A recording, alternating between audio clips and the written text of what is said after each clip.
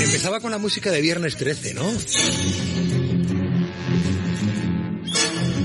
Mucho miedo.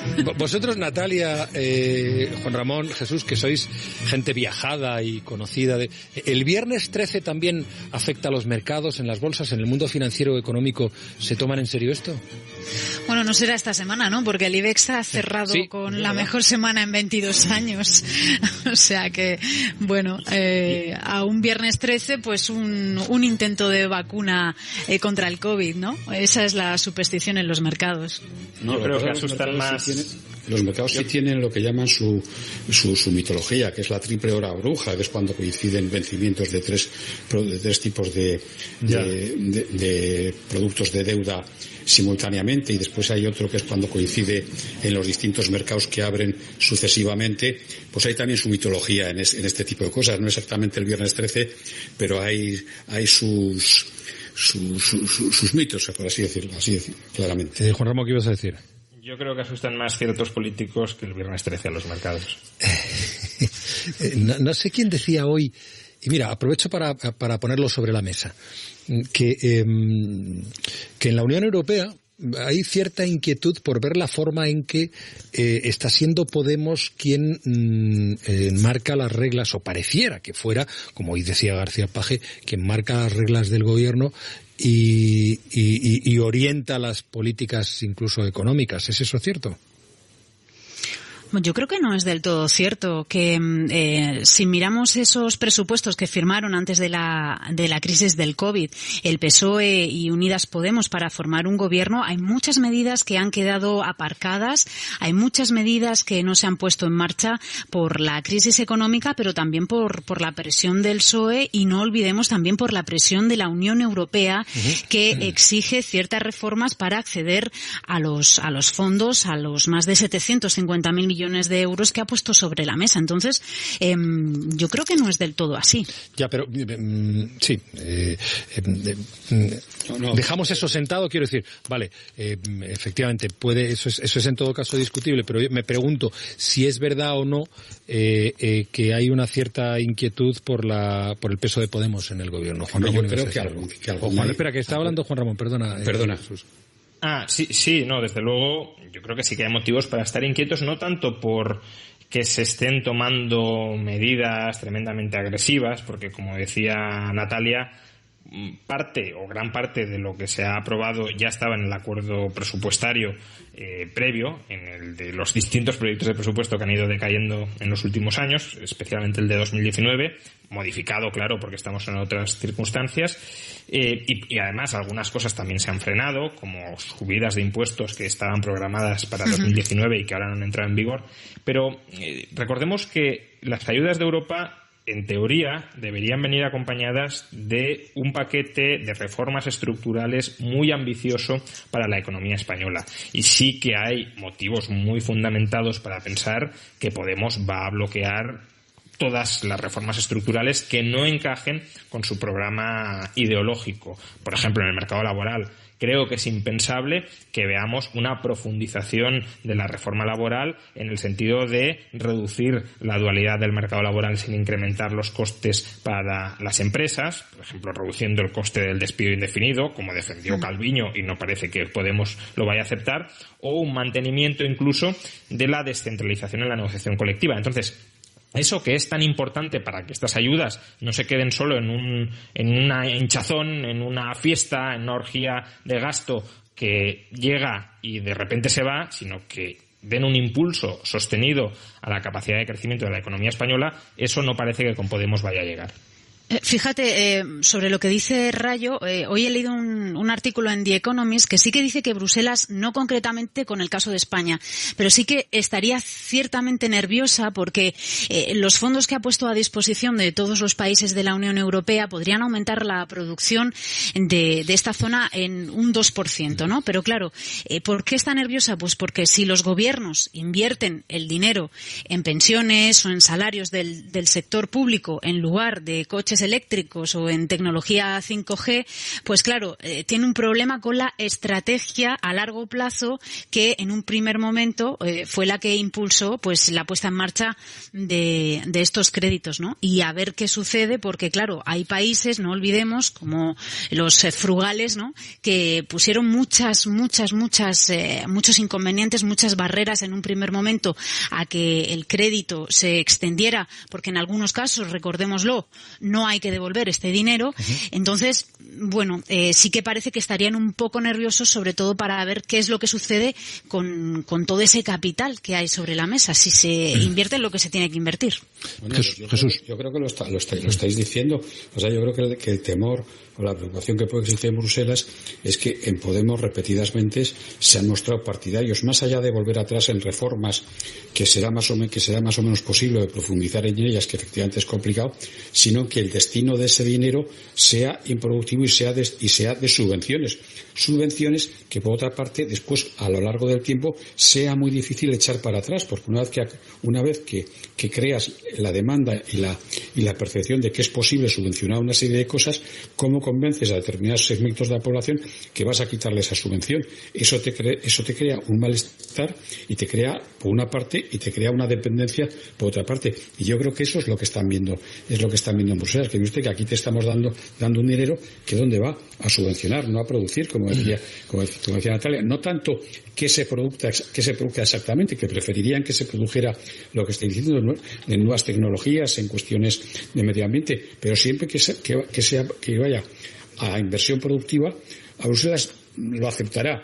Ahora, siempre que eso se destine a subvenciones, a incrementos de salarios de funcionarios, de pensiones, de todo este tipo de cosas, pues eso será visto con suspicacia, y llegará un momento y que ocurrirá pues lo que hizo hoy el Fondo Monetario Internacional, que si tenemos un déficit no ahora, sino en el futuro crónico y estructural de 60.000 millones todos los años, pues eso no puede acabar bien, nos pongamos como nos pongamos, porque no habrá manera de recaudar ese dinero.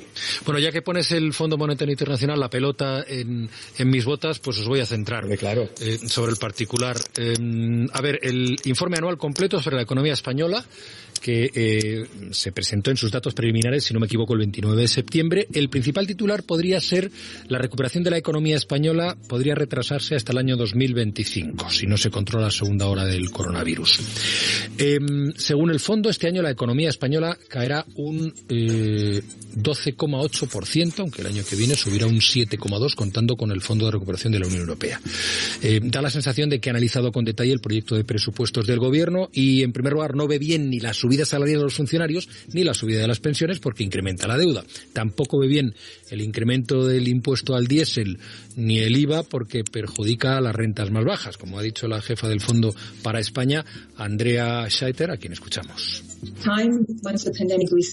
Las medidas que tengan un efecto desproporcionado sobre las rentas bajas para elevar la recaudación de IVA o subir los impuestos medioambientales deberían esperar hasta que la recuperación sea firme.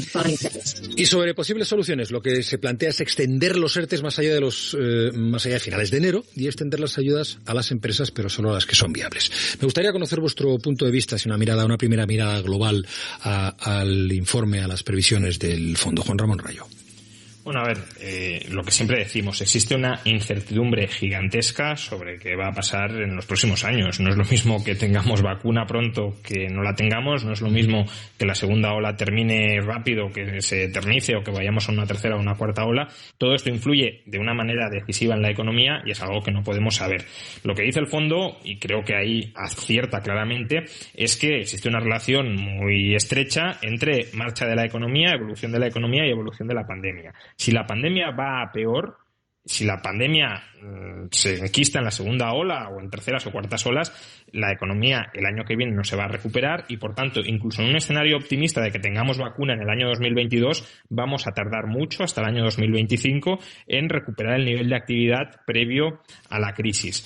Entonces, eso es un escenario que no hay que desdeñar en absoluto, y, de hecho, lo que estamos viendo ahora mismo, Bloomberg, por ejemplo, tiene un indicador alternativo de actividad en la eurozona, y lo que estamos viendo ahora mismo es que la actividad en la eurozona se está hundiendo.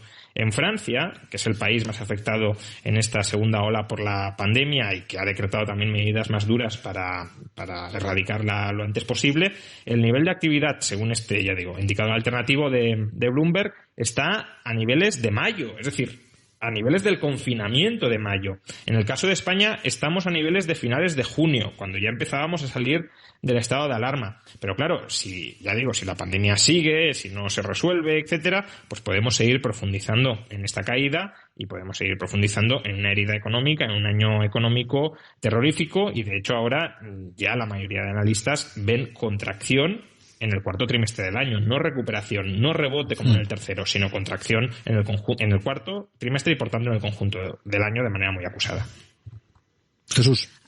Sí, bueno, yo incidiría en lo que os decía antes, que el fondo nos pone la atención en que, de alguna manera, si esto no se lleva por los cauces adecuados, España acumulará una situación negativa de déficits anuales de 60.000 millones de euros, que eso no hay economía que lo soporte, y que eso te conducirá antes o después a algún tipo de intervención o a un ajuste que ríete tú del que hubo cuando la gran recesión.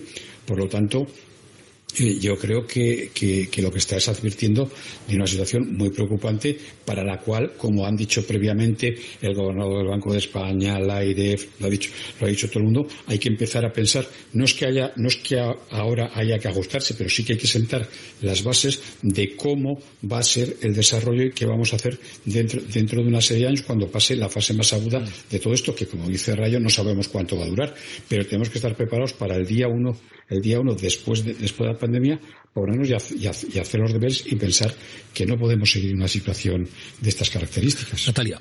Sí, a mí lo que no me parece criticable es una subida, por ejemplo, de las pensiones. Yo sé que quizá no estéis de acuerdo, pero en un momento como el actual, donde económica es tan importante y sobre todo lo que vamos a ver, que lo dice el propio Fondo Monetario Internacional, la caída del empleo, ¿no?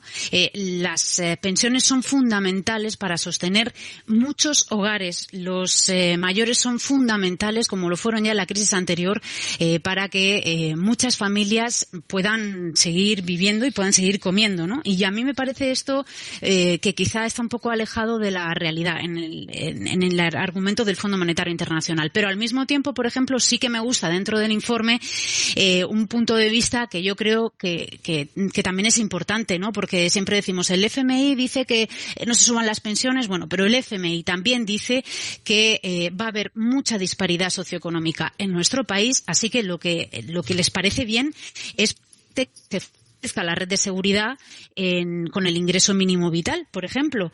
Y dice que una cosa que me parece que deberíamos de estar haciendo ya, que los jóvenes van a ser uno de los mayores perjudicados junto con las mujeres de esta crisis del COVID en el empleo.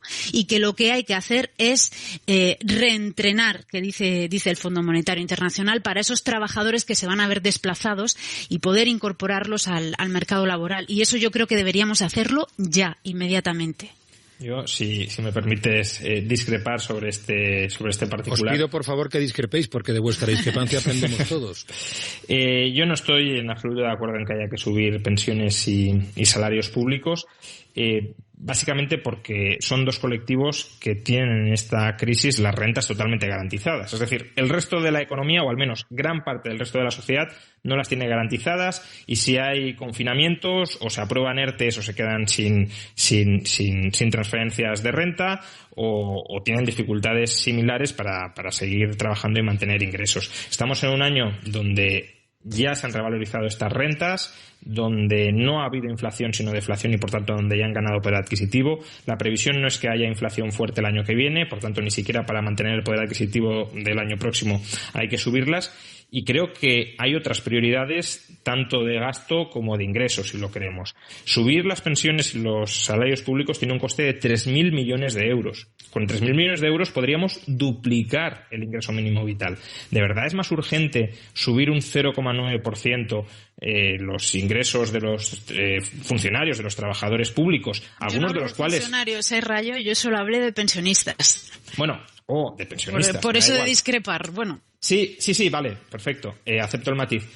Pero hay pensionistas, los que cobran una pensión de 2.000 euros, creo que no es la prioridad ahora mismo. Bueno, hay muchos que no cobran una pensión de 2.000 euros. De hecho, no es la pensión media, los 2.000 euros. Sí, pero la pensión media ronda los 1.000 euros. Entonces, ¿tiene sentido en un momento en el que los precios están cayendo y, por tanto, donde sin tocar las pensiones ya ganan poder adquisitivo, que se les suba todavía más cuando tenemos, ya digo, el problema del ingreso mínimo vital o la polémica de esta semana? El IVA de las mascarillas. El gobierno decía, no podemos bajar el IVA de las mascarillas porque perderemos 1.500 millones de euros. Bueno, es que eso es lo que cuesta subir las pensiones. O test masivos. Es decir, con 5.000 millones de euros podríamos hacer un test de antígenos cada día al 7% de la población española. Esa medida sería una medida que cambiaría radicalmente el panorama porque nos permitiría testar cada 2 semanas al 100% de la sociedad española durante un año y tiene un coste de 5.000. Es decir, que creo que las prioridades no van en absoluto enfocadas a revalorizar las rentas de aquellos que tienen sus ingresos asegurados por el Estado, sino en todo caso a combatir la pandemia y a facilitar que los ciudadanos adapten su vida a esta difícil pandemia. Si no he anotado mal, has dicho, Juan Ramón, perdona un segundo, Jesús, 3.000 millones en subidas de funcionarios y periodistas permitirían doblar el salario mínimo vital. El ingreso mínimo vital, sí. El coste del ingreso mínimo vital son 3.000 millones de euros y la subida de pensiones y de salarios públicos va a costar 3.000 millones de euros. Por tanto, si nos lo ahorramos, podríamos duplicar o bien el importe o bien el número de beneficiarios del ingreso mínimo vital. Entonces, creo que no está bien enfocadas las prioridades. Jesús, ¿qué decías? No, yo quería incidir, por discrepar un pelín o matizar a Rayo, que, hombre, equiparar, como dice Natalia, los colectivos de pensionistas y funcionarios, de que ambos tienen las rentas aseguradas, no me parece lo más exacto, porque en definitiva los funcionarios tienen la renta garantizada y tienen el empleo garantizado, y además tienen una esperanza una esperanza laboral por delante, en la cual pueden mejorar su situación por distintos procedimientos. El pensionista está más indefenso con respecto al futuro porque tiene una renta garantizada en el sentido de que se le mantiene, se le revalorice o no se le revalorice, y esa renta la va a tener, pero tiene menos oportunidades y tiene menos capacidades de defenderse ante acontecimientos presentes y futuros que un funcionario. Por lo tanto, creo que deberíamos ahí establecer una diferencia importante, y desde ese punto de vista me parece más justificado que haya ajustes positivos en las percepciones de los pensionistas, sobre todo de las pequeñas, que en las de los funcionarios, porque insisto, no creo que sean colectivos similares, por más que puedan parecerlo. Sí, pero Jesús, vamos a ver. Tenemos una crisis de seguridad social enorme en ciernes y este año los pensionistas, aunque no les toques las pensiones, van a ganar poder adquisitivo. Creo que en un momento en el que la economía española se va a contraer un 12, un 13%, no tiene sentido incrementar todavía más el poder adquisitivo de los pensionistas. Es como no querer reconocer el empobrecimiento colectivo que ha padecido España. Y es que ya no estamos diciendo de empobrecer a los pensionistas, ya no estamos diciendo de bajar las pensiones un 10% para ajustarnos a la realidad de la economía española. Estamos diciendo, bueno, aún sin tocárselas, solo por la evolución de los precios van a ganar poder adquisitivo. Pues no vamos a cargar todavía más el presupuesto sin además haber resuelto en absoluto ni de lejos el agujero latente que hay en la seguridad social. Pero es que yo creo que el agujero de la seguridad social... Eso es otra cosa. O sea, claro. Efectivamente, el agujero de la seguridad social es otra cosa. Si me pides mi opinión, ya la conoces. O sea, eso en este momento no tiene arreglo y deberíamos ponerle alguna solución antes o después. Pero insisto, mi objeción iba a que creo que no me parece razonable comparar la situación de los funcionarios con la de los pensionistas, con independencia de que haya mayores o menores ganancias de poder adquisitivo en este momento, que técnicamente puede ser correcto, pero creo que son dos colectivos diferentes, aunque los dos tengan sus retribuciones garantizadas por el Estado. Es lo que quería matizar e insistir. Bueno, hoy ha habido también otro informe elaborado por Eurostat sobre la evolución de la economía en el tercer trimestre del año. Los datos son buenos, bueno, dentro del orden en el que estamos viviendo, de esa anormalidad, ¿no? El PIB de la eurozona creció entre julio y septiembre un 12,6%, todo un récord. Esa esperanza de recuperación pronta que tuvimos hizo reaccionar bien a la economía, aunque hay que recordar que tanto el segundo como en el primer trimestre la economía se desplomó tanto que esta subida no compensa del todo. Corresponsal comunitario Jacobo de Regoyos, buenas noches. Buenas noches. Pues esa es la cuestión, que la economía española y la europea están deseando rebotar en cuanto el virus les deja, pero las caídas son tan fuertes cuando el virus no les deja que no recuperaremos el nivel previo a la pandemia hasta el 2022 de media. Es al menos lo que decía la Comisión Europea cuando presentó sus previsiones hace apenas unos días. El tercer trimestre fue bueno, aunque fue una décima menos bueno de lo previsto. El 30 de octubre se hablaba de un incremento del 12,7% en la zona euro y al final hemos crecido un 12,6%, una décima menos. En la Unión Europea 27 la diferencia es mayor, son 5 décimas, pero es un fortísimo rebrote en cualquier caso respecto al trimestre de la pandemia, el trimestre anterior con la primera ola, cuando el PIB caía entre un 11,8% y un 11,4% según se tenga en cuenta la zona euro o la Unión Europea 27. En realidad un crecimiento como este no se ha registrado nunca en la Unión Europea desde que se llevan a cabo este tipo de estadísticas, es decir, desde el año 1995, ni en la zona euro ni en toda la Unión Europea. Así que en principio son buenas noticias. Incluso hubo despegue sin mucho turismo. En España el rebote fue incluso más intenso que la media comunitaria, un 16,7% en ese tercer trimestre. Solo Francia nos superaba por 1,5 puntos, pero si comparamos con el 2019, España ha sufrido la mayor caída de crecimiento, un 8,7% de todos. Esto en términos interanuales hablamos. Incluso el empleo creció un 0,9%, tanto en la zona euro como a 27 entre julio y septiembre. El problema es que esto era cuando se volvieron a abrir fronteras, tiendas y restaurantes, lo que estamos hablando, es decir, entre la primera y la tercera ola actual, para la que todavía no hay datos, aunque se espera que sean francamente malos. Bueno, lo acaba de decir Jacobo, la duda está en cómo se va a comportar la economía de la Unión en el cuarto trimestre del año, sobre todo teniendo en cuenta lo que está pasando pues en toda Europa, Alemania, Francia, Italia y España, desde luego, con medidas incluso más severas que las que estamos aplicando en España y quizá con más efectos sobre la economía. Yo no sé si, resaltar un dato positivo, el tercer trimestre de año de la fase entre olas del coronavirus, como nos decía Jacobo, la economía española creció un 16,7%. Eso es que tenemos músculo, ¿no? Solo nos superó Francia con un 18,2%. Y la campaña de Navidad que está ahí, pero me parece que como no termina de arrancar. ¿Cómo veis esto? Sí, yo creo que esto es... Natalia, perdona. No, bueno, que es una especie de ilusión en medio del desierto, ¿no? Porque lo decía Jacobo de Regoyos, estamos hablando del tercer trimestre del año, estamos hablando de julio, de agosto y de septiembre, o sea, de los meses de verano.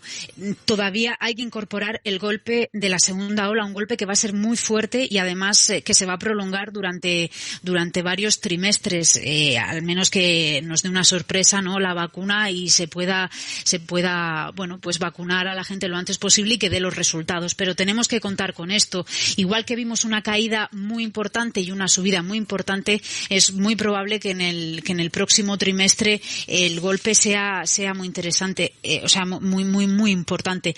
Yo creo que lo complicado, porque si nos damos cuenta, hablábamos antes de la V, ¿no? De la recesión que iba a ser en V. Bueno, ahora ya se habla de la W. Yo no sé si nos vamos a tener que imaginar una montaña de subidas y caídas, de subidas y bajadas, ¿no? Porque lo importante y lo más difícil va a ser mantener la estabilidad. Eso va a ser lo complicado, yo creo. Y va a depender mucho también de la llegada y de la intensidad de las ayudas públicas, porque el dinero de la Unión Europea está ahí, pero es que puede ser que no llegue el dinero contante y sonante, puede ser que no llegue a fluir hasta la segunda mitad del 2021 y el grueso no se repartirá hasta el 2024. O sea que cuidado con lo que puede suceder con la economía. Rayo iba a hablar, sí. Sí, por tratar de explicar por qué en el tercer trimestre crecimos tanto y por qué, como decía Natalia, en gran parte es una ilusión.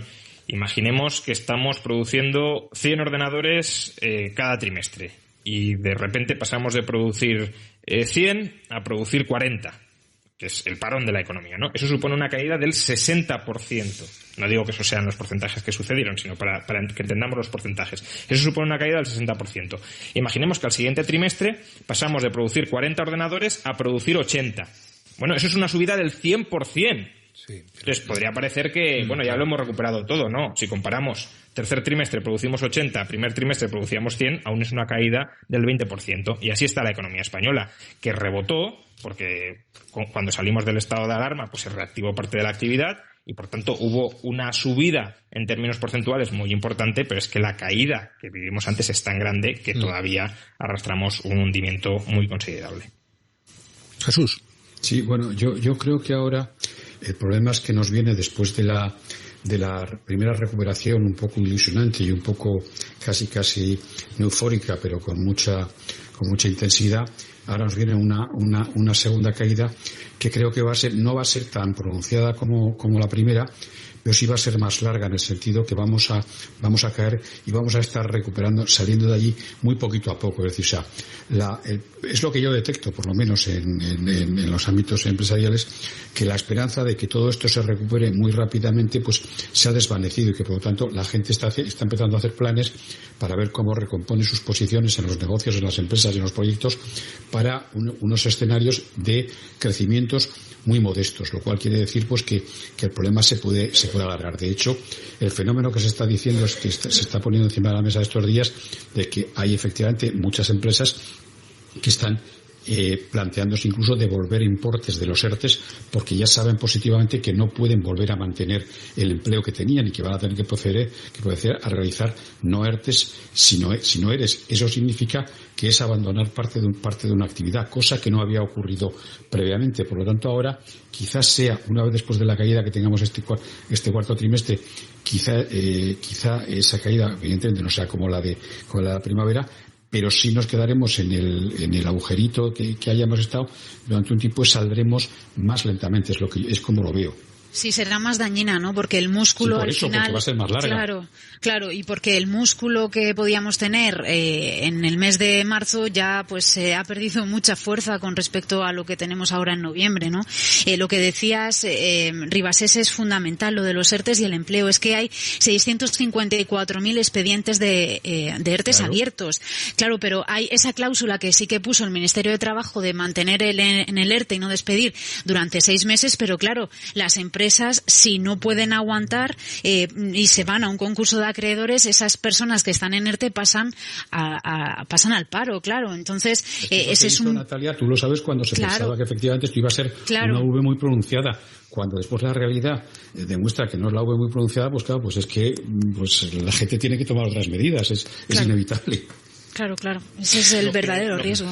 Lo que comentáis es interesante por 2 motivos. Primero, antes comentaba que Francia está cayendo ahora mismo mucho más que España, pero si las medidas de Francia consiguieran, está por ver, que la economía se normalizara mucho antes que la de España, al final podría suceder que Francia recupera un nivel de actividad superior al de España y nosotros nos mantenemos en un semi-estancamiento, porque la pandemia, no se agudiza, pero tampoco retrocede, y por tanto hay actividades que no resurgen en ningún momento. Y cuanto más se alargue la pandemia, como decíais ahora, más se erosiona el capital de las empresas, y cuanto más se erosiona, más las acerca al concurso de acreedores. Y ahí nos exponemos no solo a que perdamos mucho más tejido productivo del que ya hemos perdido, sino que además, en la medida en que esas empresas vayan a concurso e impaguen sus deudas, el sector financiero español también puede verse afectado. Y cuidado, por tanto, con el riesgo de que esta crisis, que de momento está siendo una crisis de la economía real, se traslade a una crisis financiera como la del año 2008, porque eso sería lo que terminaría de destrozarnos. Ayer contábamos que el Banco de España estaba avisando de que hay empresas a las que ya no les interesa mantener a sus empleados en ERTEs y prefieren directamente despedirles. No sé si es el caso del Santander, pero hoy el Santander es noticia precisamente porque anuncia un ERE que afectará a más de 4.000 empleados y va a reubicar unos 1.100 trabajadores y cerrar unas 900 oficinas. Alicia Paz. Santander plantea el recorte de 4.000 puestos de trabajo y el cierre de al menos 900 sucursales por el impacto de la COVID-19. La intención de la entidad es reubicar a 1.090 trabajadores en distintas sociedades del grupo. El banco necesita amortizar dichos puestos de trabajo, aseguraba la secretaria general de UGT del Banco Santander, Marisa Franco, para así poder paliar la bajada de beneficios por una caída de ingresos recurrente, además de otros muchos motivos. Por resultados negativos que está obteniendo antes de impuestos a septiembre del 2020, por el deterioro de la rentabilidad, por la caída de la actividad operativa y por un crecimiento exponencial que se ha dado sobre todo durante la época de la pandemia de todos los canales digitales. La reacción de los sindicatos ha sido de asombro ante unas cifras que catalogan de escalofriantes, pero desde UGT aseguran que evidentemente han de sentarse a negociar. Agotando todos los plazos y proponiendo medidas diferentes, porque desde nuestro punto de vista tanto el número de salidas como las medidas alternativas son realmente extremas. Hay que tener en cuenta el impacto social y sobre todo el económico que va a tener en las familias afectadas por este ERE. Este ERE es el mayor protagonizado por la entidad bancaria, al afectar al 13% de su plantilla, después de que en los últimos 3 años ya se hayan llevado a cabo otros 2 procesos de ajuste de empleo. 15% de la plantilla. En el impacto de las sucursales el impacto es mayor en el caso de las sucursales porque se cierra una de cada 3. La operación, según fuentes financieras, se realiza de cara al futuro, donde se prevé que muchas operaciones ya no se harán en las oficinas y por tanto hace falta menos personal. ¿Vosotros pensáis que este es el camino que van a tomar otros bancos, otras entidades bancarias, Jesús? Sí, vamos a ver, yo creo que antes o después y de una manera u otra, más o menos presentado de una forma u otra, van a tomar este camino casi todas las entidades financieras. En primer lugar, el número de oficinas bancarias que hay en España es el ratio más alto que hay, yo creo, no de Europa, sino del mundo mundial. Todos lo sabemos que ha habido épocas en las cuales en España ha habido una oficina bancaria en cada esquina y con frecuencia a pocos cientos de metros de la misma entidad financiera. Oficinas que a lo mejor estaban con una o dos personas. Esto, en un momento determinado, tuvo una explicación por aquello de competir más con los demás y estar cada día más cerca del cliente. En los nuevos tiempos, donde además la pandemia esto lo ha exacerbado mucho, donde las operaciones digitales, las operaciones remotas se han acrecentado, pues carece de sentido práctico el mantener esa red de oficinas que, si ya en su momento era elefantiásica, en estas circunstancias es simplemente, cosa de otros tiempos. ¿Cómo recolocas esa plantilla? Pues realmente es difícil, con lo cual, evidentemente, me temo mucho que el sector financiero va a seguir por ese camino, con la ventaja con respecto a otros sectores que como tiene más posibilidades, porque tiene los recursos financieros más a manos, pues siempre lo puede hacer, no edulcorar, pues sí hacer de una manera menos, traumática, pero menos traumática que en otros sitios. Pero yo, desgraciadamente, no soy especialmente optimista en ese terreno sobre el mantenimiento del empleo en el sector. A ver, yo creo que el sector ya venía con problemas anteriores. Recordemos que los tipos de interés están muy bajos. Al final el banco gana prestando dinero y esos tipos bajos le penalizan en la rentabilidad. Además, también estaban muy tocados por la incorporación de nuevos actores bancarios y por la digitalización. Lo que ha hecho la COVID ha sido demostrar lo útil que es la tecnología, ¿no? Lo vemos, estamos teletrabajando. Muchas pymes además han sobrevivido por su venta online y la digitalización. Pero claro, la tentación de sustituir la mano de obra por máquinas es ahora mucho más intensa de lo que era antes. El Foro Económico Mundial decía a principios de año que iba a haber una pérdida entre 2020 y 2021 de 6 millones de puestos de trabajo en el mundo. Pero claro, esto ahora se queda viejo, esto se queda corto. Y entonces yo lo que creo es que ese proceso, ese acelerón del proceso de automatización va a suceder sin que dé tiempo a que se creen nuevos empleos que los sustituyan. Entonces, me parece que esto va a encajar no solamente en el sector bancario, sino también en otras muchas industrias. Y es muy, muy, muy preocupante. Pero sobre todo en esta, Natalia, y muy brevemente, se ha demostrado que se puede dar ese paso rapidísimamente, el de la digitalización. Es que ten en cuenta, Rivas, es que, el Santander ha presentado estas cifras de ERE, esta propuesta, el Sabadell lo hizo hace unos días, y no olvidemos que Bankia y CaixaBank se van a fusionar y va a haber también mucha gente que vaya a tener. Que se ha demostrado, que la pandemia ha demostrado que se podía operar digitalmente y en remoto rapidísimamente, y que eso ha sido una medida radical. Por eso se ha demostrado más que en otros sitios. Y querías apuntar algo más sobre lo que estábamos comentando hace un rato del... Sí, lo que comentábamos de la banca. A ver, es que un banco no necesita oficinas, no necesita prácticamente ni trabajadores, sí, pero casi más al nivel de analistas de riesgo, no de trabajadores que estén tratando con el cliente día a día. Si esto es así, es porque la tecnología ha sido muy precaria. hasta ahora, y por tanto la gente para meter dinero, sacar dinero, pedir un crédito, tenía que ir a un sitio físico. Pero ahora que la tecnología permite desarrollar la actividad bancaria, que es una actividad de intermediación financiera a remoto, claro, el modelo bancario ya lleva tiempo que tiene que cambiar muy radicalmente, pero con la pandemia, como decía Jesús, se ha exacerbado, se ha acelerado el cambio y, por tanto, sobran muchísimas oficinas y sobran muchísimos trabajadores, no solo en el sector financiero, sino también en muchos otros sectores que, en la medida en que nos hayamos digitalizado, pues habrá que reestructurarse. Y existe una tentación de intentar frenar esta reestructuración, no de frenar en el sentido de, como decía Natalia, de reentrenar o proporcionar habilidades a la población que se quede desconectada, ¿no?, de estas ocupaciones, sino de vamos a mantener la economía tal cual está ahora y vamos a impedir que se reestructure la economía, y creo que eso es una receta al empobrecimiento y al estancamiento. Tenemos que readaptarnos, tenemos que reconvertirnos, tenemos que adaptarnos a las nuevas necesidades y para hacerlo, claro, también hay que proporcionar formación en este nuevo entorno a aquellos trabajadores que ahora no tienen esa formación. Faltan 8 minutos para las 11 de la noche, las 10 en Canarias. Juan Ramón Rayo, Jesús Ribasés, Natalia Hernández. Lamentablemente tengo que despediros porque me parece que estaba siendo muy interesante la tertulia. Pero el tiempo es limitado en la radio, lo sabéis. Gracias por vuestra aportación y vuestra presencia un viernes noche. Es un placer.